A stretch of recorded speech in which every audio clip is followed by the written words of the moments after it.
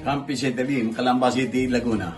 Umabot sa 40 individual ang dinakip habang tinatayang nagkakalaga ng 1,251,036 pesos na iba't ibang uri ng illegal na droga ang nakumpiska ng Police Regional Office, Calabarzon sa loob lamang ng 24 oras na operasyon.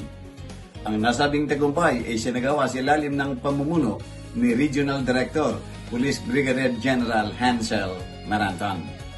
Isinagawa ang mga operasyon mula alas 6 ng umaga ng Abril 29 hanggang alas 6 ng umaga ng Abril 30 ng taong kasalukuyan sa iba't ibang panig ng rehiyon.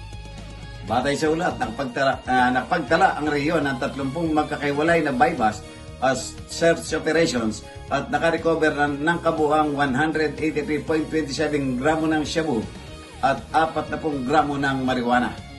Bahagi ito ng pinaigting at walang tigil na kampanya ng Piero Calabarzon laban sa pinagbabawal na gamot, alinsunod sa direktiba ng Philippine National Police sa pumuno ni Chief PNP Police General Jose Melencio Nartates Jr.